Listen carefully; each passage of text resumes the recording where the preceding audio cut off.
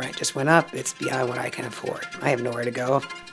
What do I do? Somebody will lose their job and they stay in their apartment as long as they can. They have a car, they get evicted, so then they stay in their car. If they lose that vehicle, they're either on a sidewalk, under a bridge, or then now have to go into the shelter system. So now, just almost 16 years ago, is when we started with safe parking for those who are residing in their vehicles. And a place for them to kind of gather and get connected. It was an out-of-the-box way of looking at that homeless space. Let's catch people while they still kind of have that asset.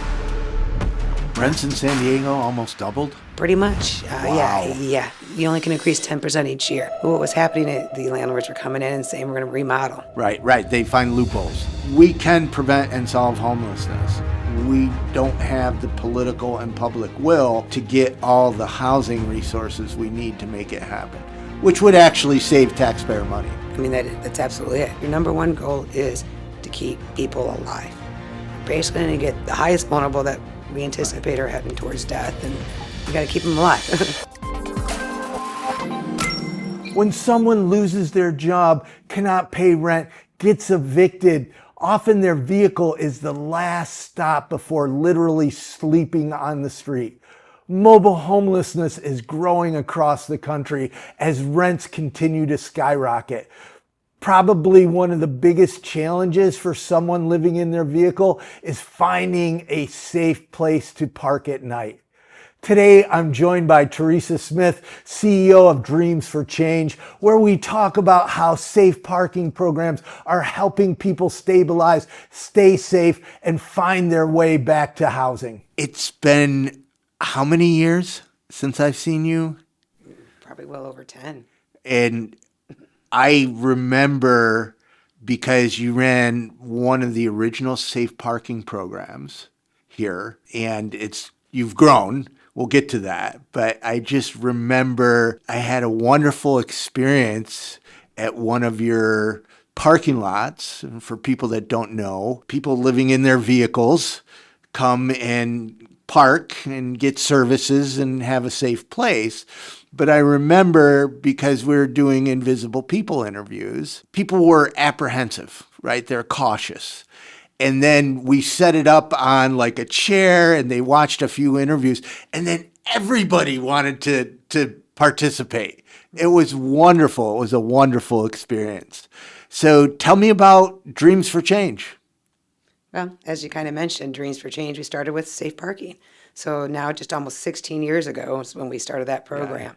Yeah. And as you mentioned, program for those who are residing in their vehicles, and a place for them to kind of gather and get connected, not only gather together, gather themselves, access resources, and really work towards moving back towards that housing. But as you mentioned, it's been 16 years. So we've done a lot of growth over the 16 years and really have kind of expanded our reach, not only within the realm of safe parking, but across, workforce development, getting people back to work so they can stabilize that housing and keep that housing, to, tax preparation services, make sure they get their tax credits, once again, because we know that pays for their housing, to, now it's known as the Safe Sleeping Program, helping individuals who are, coming from the streets and more of the chronic space of homelessness. Give me a sense of the scope of your work now, how many people you're serving, what's the growth? So here in San Diego, currently with safe parking, we have currently 6 sites, 6 sites, because we are in the process of adding actually potentially another one here in the near future. But we currently have 6 open sites spread throughout the county. A couple out in East County, a couple here in Central San Diego, and our most recent one up in Oceanside. And that program, serves now roughly a little over a couple hundred households each night between all those different sites throughout the county. As you mentioned, our workforce development program, each year we're serving about 250 individuals with some of the highest barriers to employment, oftentimes being housing insecure or experiencing homelessness directly, getting them employed, back to work. Taxes, we do almost 10,000 tax returns each year. Wow. And like I mentioned before, that's a very critical program because we know from our surveys that we do with those individuals and taxpayers that their tax refund is what's keeping them housed. Yeah. It's paying 3-4 months of their rent. To keep them housed. So that's for us a very big prevention program. Yeah. And then our Safe Sleep program serves now a little over 500 individuals each night. Wow. In that particular program. How did you start? Started with an idea. I mean, an idea and a concept that no one wanted to do is how we started. And it was just that frustration of what was going on around homelessness. This idea that we were seeing a new wave of homeless during the recession. And we had old existing systems that we were trying to align with that, and they just weren't lining up. And safe parking became kind of this model that was an out-of-the-box way of looking at how to kind of look at that homeless space. And not necessarily preventive, but maybe a chronic prevention kind of program. Let's catch people while they still kind of have that asset and move them forward so they don't have to mess with the messy homeless system. And so for me, it was, just really taking a hold of that opportunity when no one else wanted to and taking that risk. What people may not understand is often somebody will lose their job and they stay in their apartment as long as they can. Mm-hmm. They have a car, they get evicted, so then they stay in their car as long as they can. Mm-hmm. If they lose that vehicle, then they're either on a sidewalk, under a bridge, or then now have to go into the shelter system, which is not often ideal. Mm-hmm. So I don't know when the safe parking came about. You were one of the first that I became aware of. 16 years ago, 17 years ago was when I started Invisible People. We connected right at the beginning. I think it's an important program. I've been in meetings with different cities. One of the biggest challenges is finding a parking lot. Mm-hmm. Because it could be a business, could be a church. More often than not, it is a church. But then churches sometimes have issues with that. You need to have a shower, you need to have bathrooms, or, tell me about that. Yeah, so there's, and we've watched this obviously over the course of 16 years. Yeah. And you're right. Probably the hardest thing about this program is finding suitable locations, or what one would think is a suitable location. Right. Because oftentimes there are many suitable locations that, people wouldn't think are. And it comes to some of those logistics. And for us, the biggest one is it easily accessible. And is it in their communities? Because we know how powerful that is for them to stay in their communities and to be easily accessible. Things such as bathrooms. We have sites where we actually have bathrooms on site, be it because there's a building on site that we have access to bathrooms, to porta facilities. Right. So, that can be solved. Showers aren't, we have a population that has a vehicle. So we don't necessarily have to have showers on site. Right. It's knowing where to access said showers. Now, we do have sites that do have showers. When COVID hit, that was one of our biggest barriers, was having our clients find showers, and actually had a shower put in at one of our sites.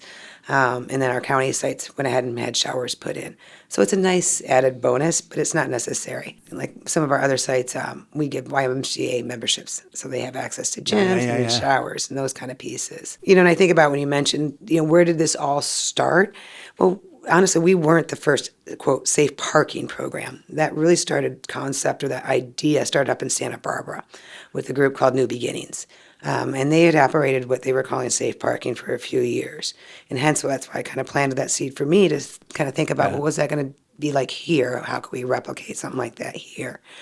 And then when I went up and visited them, what I realized quickly is that we were looking at a very different model. Their current model at the time was just a parking permit so someone wouldn't get a ticket. And that was pretty much the extent of the program. Explain that. So they could park wherever? No, they had identified spots throughout Santa Barbara. I think they had about 15 identified spots. But there were individual spots in different parking lots throughout town. Okay. I think one particular lot had 2 spots, but everywhere else is just a single spot. Right. And so they were given basically a little rear mirror decal that they could hang and show the police that they had permission to park in that spot. Got it. And that was pretty much the extent of the program. I asked her what was the services that were provided. They handed me a binder that had a 1-pager in there with 5 or 6 organizations with phone numbers. And so Right. we have them call these guys. The referral loop. Here you go. And then they'd get some help, and for them, they were just excited they were able to keep people safe in parking, which is great. They're doing the best they could. Absolutely, and she was really excited. They had was able to stay in her spot for almost 2 years, and how great was that? And I was like, 2 years? Why aren't they in housing? kind of thing. So for us, and for me, it was more about that housing piece.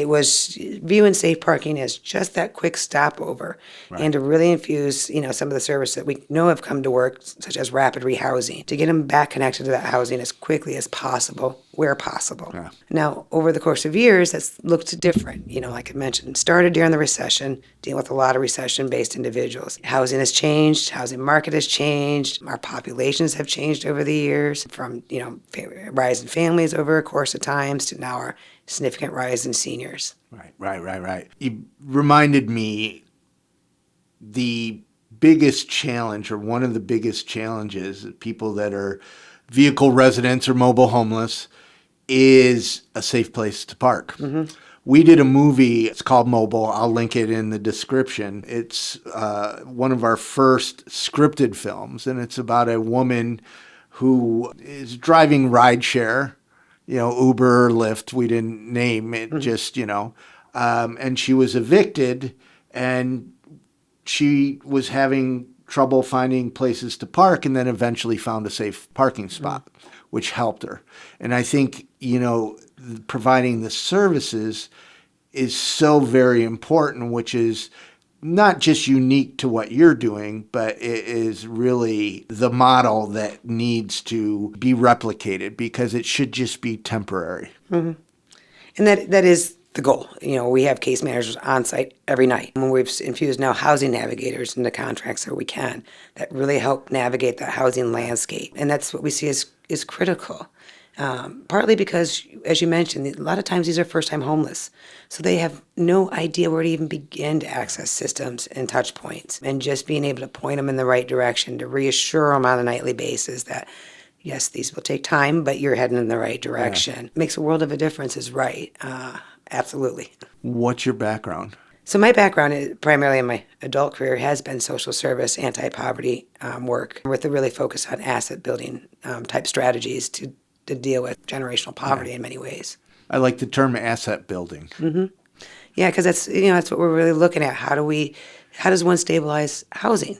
Well, they got to have assets to be able to do that, be it financial assets, be it their vehicle. How do you gain those assets? Their employment, take advantage of benefits, tax credits, those types of things. Yeah. Tell me about homelessness in San Diego County, because you're county-wide, correct? In San Diego County, it doesn't compare obviously to LA. It is pretty expansive throughout the county-wide.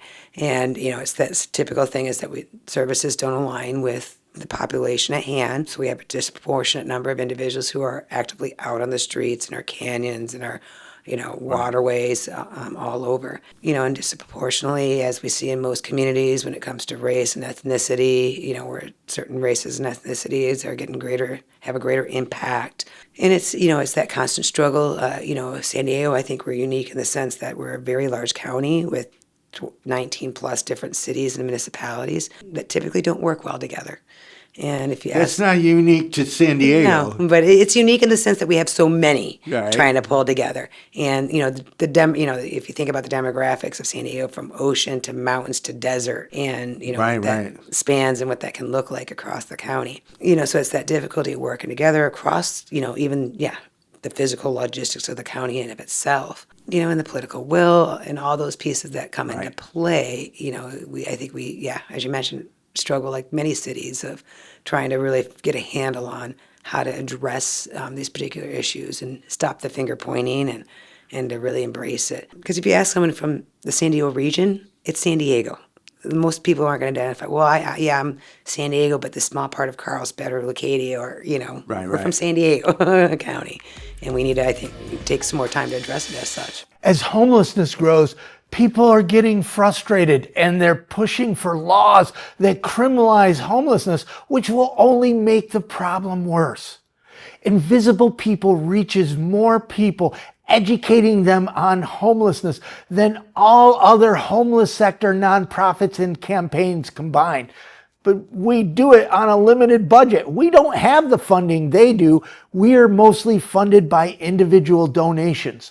And now that the economy is struggling, individual donations are disappearing, and we need you. I get it. You might not have the money to donate. Many people are struggling right now. Please share our content, share our videos. It really matters. And if you do have some funds and want to help be part of the solution to solve homelessness, please visit invisiblepeople.tv/donate. Our important work stops without you. I know because I consult for an organization here, and we've done some documentaries in Oceanside. We did a documentary where we followed a woman from her encampment to her home. We'll link below. And we have one coming up from Lemon Grove.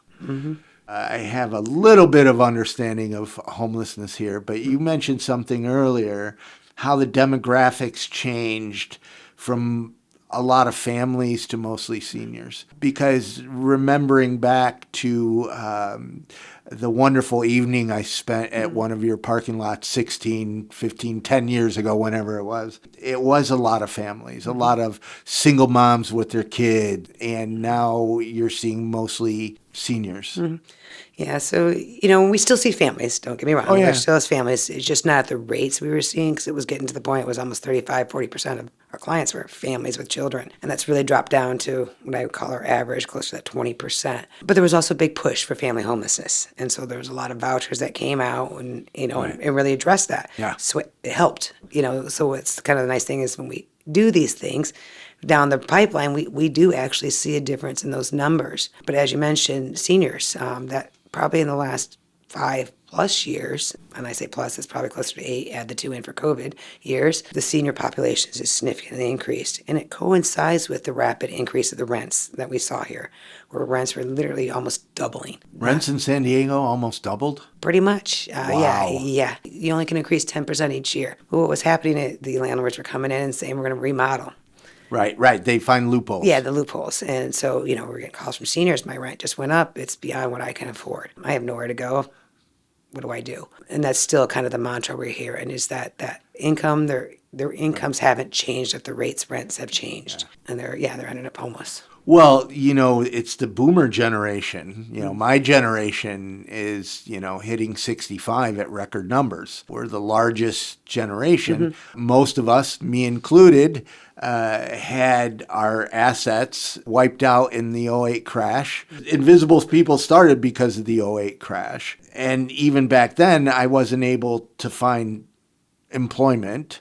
And now, ageism is real. If you're older, people don't hire seniors unless you're a Walmart greeter, and that doesn't pay enough to cover rent. No, that's the reality. Between that, just physically too old to even work, physically be able to work and do different things, they're stuck. And then many times we feel stuck with them because, once again, the resources aren't keeping up with the populations that are being presented. They are the individuals that stay with us the longest because those housing resources are so limited on the back end. So they linger. Well, let's talk about that for a second, because senior housing is an issue. Also, then you got to go to board and care, and that's also an issue. We can prevent and solve homelessness. We don't have the political and public will to get all the housing resources we need to make it happen, which would actually save taxpayer money. Yeah. And you're right, the right resources. Because you're right, as we're talking about our seniors that are in our safe parking, that are still very capable, willing, and want to live on their own. Yeah. You start even throwing out, well, let's do a shared housing. And why would I share a house with someone I've been on my own for 30 years, or whatever? Right. Don't blame them, set in their ways. So there's that piece, the right type of housing to match the population. And then you bring up another good point is that level of care as our seniors age. As I mentioned, we run on that safe sleep program, which is where we also, once again, see a high level, significant level of seniors in that program, but ones with even greater restrictions and limitabilities. They don't have a car, they don't have the capacity to have a car, they have significant health issues, significant mobility issues, and not having the right resources to align for their care is heartbreaking and crushing. Like I said, we have a couple hundred at least in our safe sleep program that we deal with daily.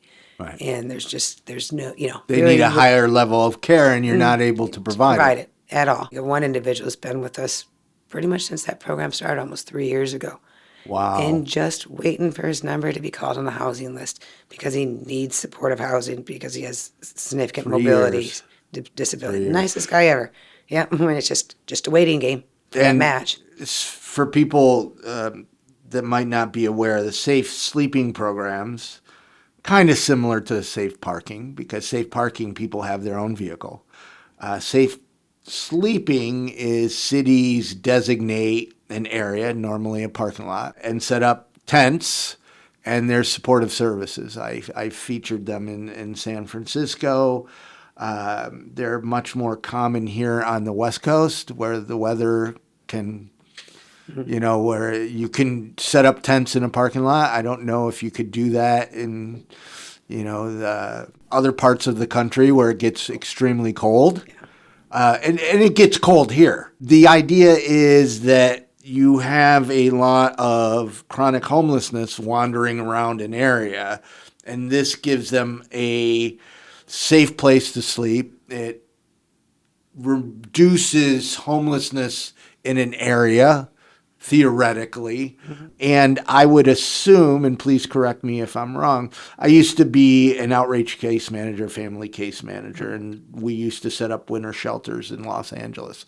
And the biggest benefit to me as a case manager is I had my clients in one place, right? So when you're doing outreach and when you're doing vehicle outreach, people can drive where it's hard to keep in touch with people. Same if they're chronic homeless because their tent gets moved, criminalization, city pushes them, business pushes them, people push them.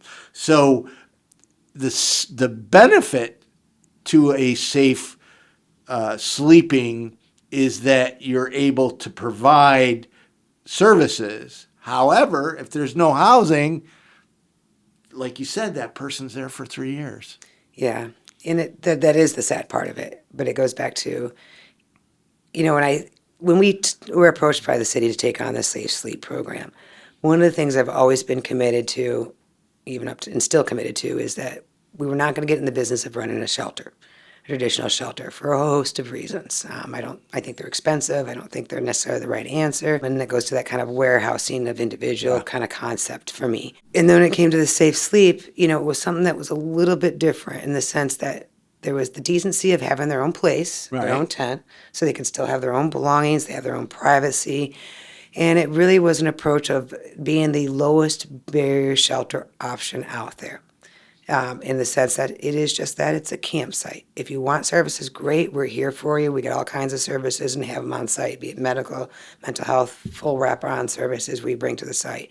If you don't want services, that's fine. That's totally your choice. Right. And we see it as staff, it's on us to build that relationship to get to the point where they will want to access those services because we know the trauma they've been through with all these shelters and these systems, and we don't want to re-traumatize. We want to make sure they're safe and be able to provide those life-saving measures if needed, and then we'll go from there. And that's kind of one of the things that the city, their charge to us initially was your number one goal is to keep people alive.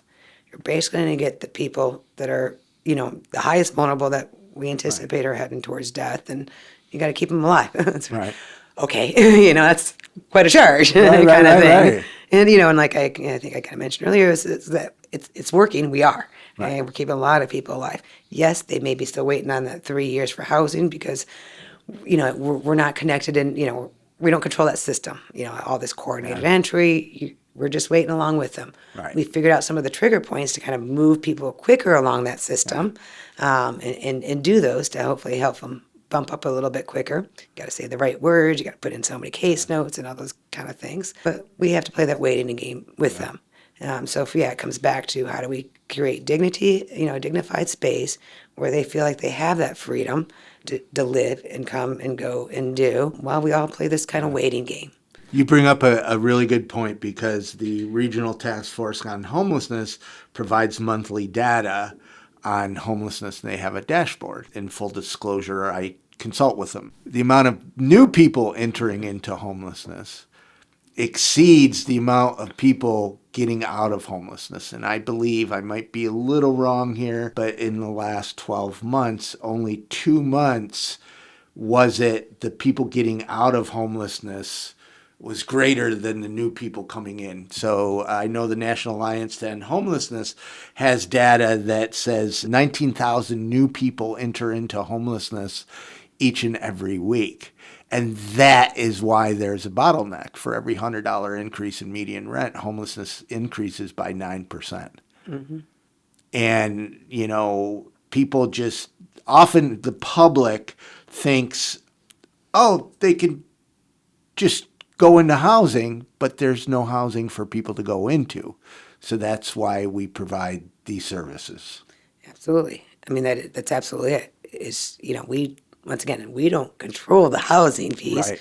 We're just as much out there looking for those elusive spaces and units as the next person, to the point that we have to hire housing navigator specialists just to specialize in finding units and having those conversations with landlords and navigating that whole system. I mean, I even think back personally, you know, I was a renter for many years up until this last fall where I was finally able to purchase something. But it's such a scary thing as a renter. You know, and I have money, you know, to be able to pay for rent. But when you get that notice saying owner wants their place back, you got to move. Yeah. Panic sets in because it's just that, am I going to be able to even find a place? I drive down here once a month and I occasionally look and say, gosh, maybe I should just move here. And rent is actually more expensive than LA. Yeah. And that is crazy, crazy. But what I wanted to touch on that you brought up that I think is important. So shelters, and I lived in a shelter for a little over 7 years. Nobody should have to live in a shelter for that long. But there was no path out. This was 30 years ago. It was a different time then. And shelters, most of them are congregate shelters. That's cots. Some of them might have a little bit of a divider, like your office divider, and maybe some shelves and like a military closet, right? Where you Locker. yeah, and there's like zero privacy, zero dignity. I mean, people are doing the best they can, but it's an outdated model. The shelter system itself is not really conducive to people who are still employed. Because many shelters have rules, and it's so funny because the public says, oh, they don't want to follow the rules. Well, some of the rules are very punitive, and they prevent people from working. Because, like, if you have a second shift job, the shelter doesn't allow you to go in and out or different things.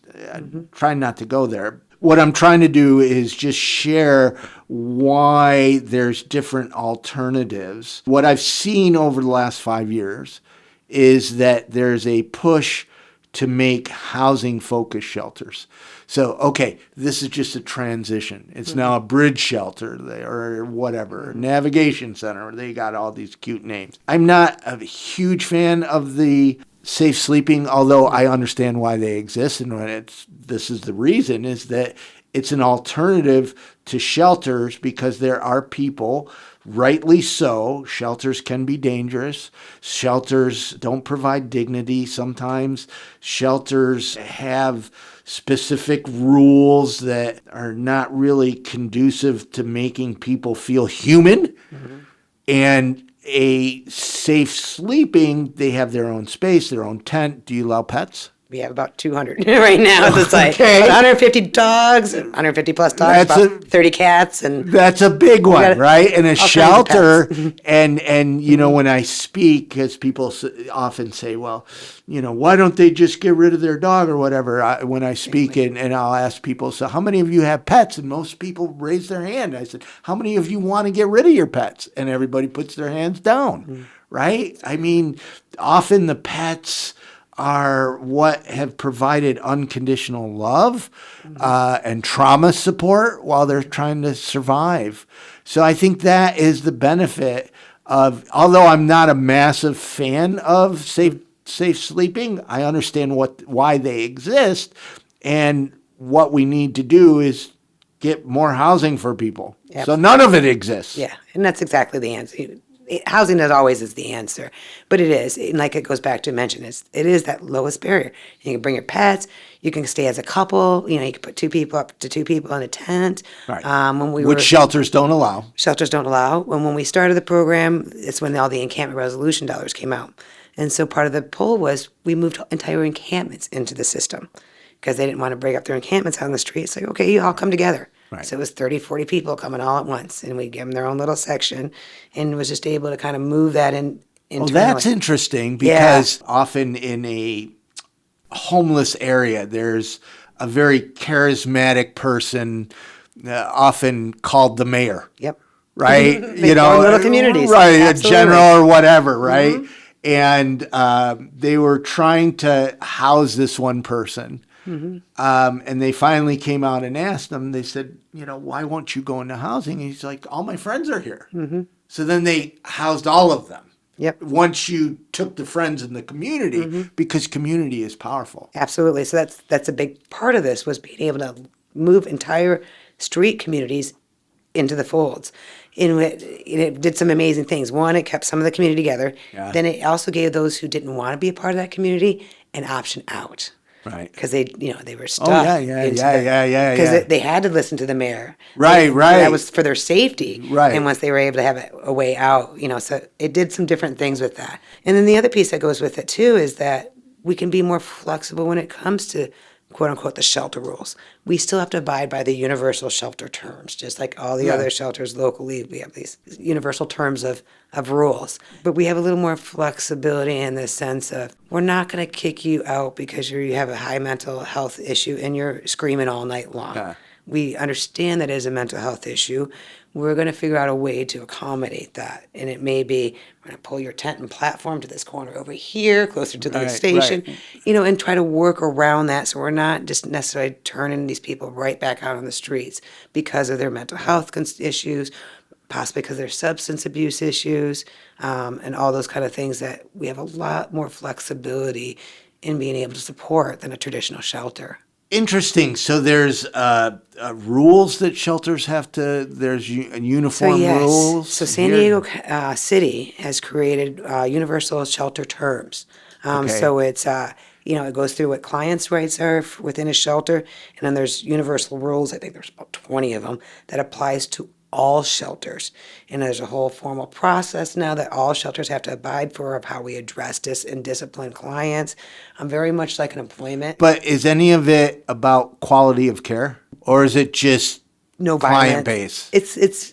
It's both. It's both? Yeah, so the client rights have more of the quality of care ones. Quality of care. Yeah, the ones about the orgs, it's about the rules kind of thing. Because I was in a shelter that farmed us out as slave labor. It was a horrible situation. I've seen shelters across the country take advantage of people. It's one thing that I've always thought California, it's great that a city is doing it, that there needed to be a uniform set of rules, baseline of quality of care. So they're in the city kind of has that. So they require a certain level of case manager ratio at their shelters. That's a good thing. Yeah, so that's, they dictate that down. 1 to 25 is your case management ratio. And like I said, these rules. And the rules that came together. 1 to 25 isn't necessarily a good thing, but it's good that it's better than 1 to 40. Yeah, in this field, that actually is a good number. Yeah, right. 25 is a great case. Yeah. And then, these rules came together, though, through a lived experience group. So this wasn't city dictated down. So they had a whole committee to come together and put all these rules together. Obviously most of them are, the no violence, Right. the stuff that you want. Be a good neighbor. Be a good neighbor. There's like 4 or 5 things that are, cause for immediate termination of those are service. fine, right. And there's about another 10 or like 10 to 15 that are, we're going to talk to you a bunch of times, and then you're going to get a write-up, and then you're going to get another write-up, and then you're going to get a 30-day notice, but you have still the chance to get together. And it's uniform. Yeah. I actually support that. As long as there's quality of services in there, too. So it does help. So the clients can know what the expectations are. There's a way to appeal through that process, a couple of different ways. An outside entity runs the appeals.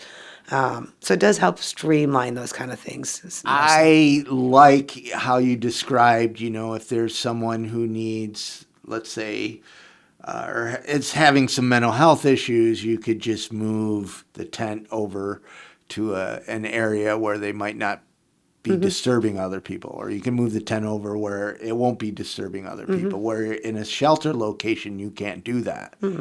Yeah, you can't accommodate as much, so it does afford us to do all that kind of stuff. It allows us, at the one site we have little ramps on the platform. So if you're in a chair, you can still, participate. Extra large tents, they can fully circles in there with their chairs and stuff. So once again, you're not locked out again of another type of service. Our goal is to keep them there as much as possible, not to exit them, because we're the last stop, and we know that at that particular program. So what gives you hope? Because we're in a time right for those listening in audio, go look at the video because you got to see her face when I ask that. Yeah. That's a good question because, there's such little hope right now with what's going on. It's unbelievable. Our This world, work in has our never been environment. easy. And then, But the it's work much itself- harder than it should be, than it's ever been right now. Absolutely. And knowing it's going to probably get harder is our reality. And so, for me, it goes back to, why do we do this work? History shows us this goes in cycles. It gets hard. It gets harder, and it'll hopefully someday relieve at least some of the crazy, and we can refocus and back on track kind of thing.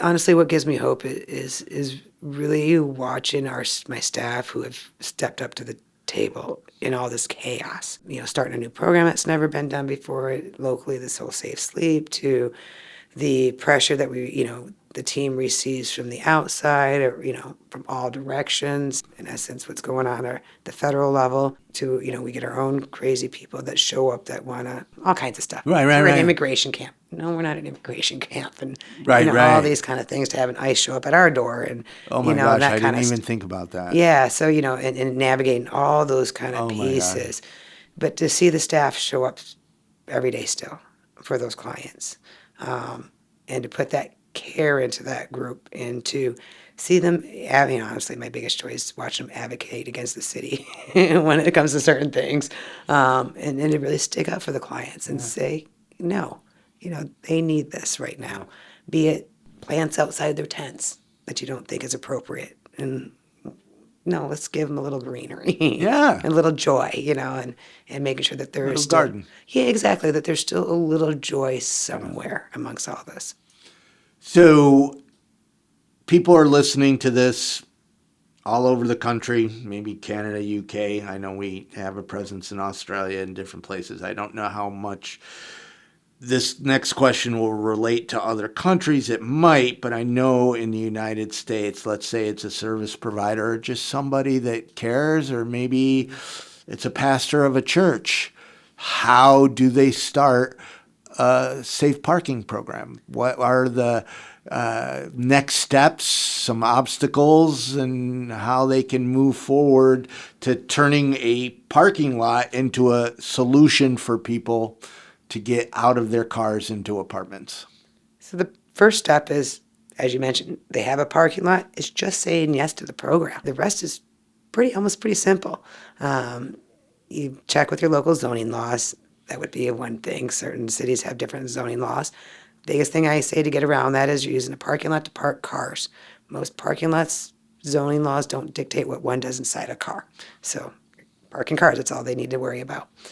And it is just that, it's once you have that in place, it's just figuring out some simple logistics. They need a place to use the bathroom, and they need some people to help them. Yeah. And people to help them can come in any forms, from volunteers to paid staff. If you could, strum up some money, to interns from your local colleges, and then just being there for those clients. Well, thank you very much for spending time with us. Well, thank you for having me. I greatly appreciate it.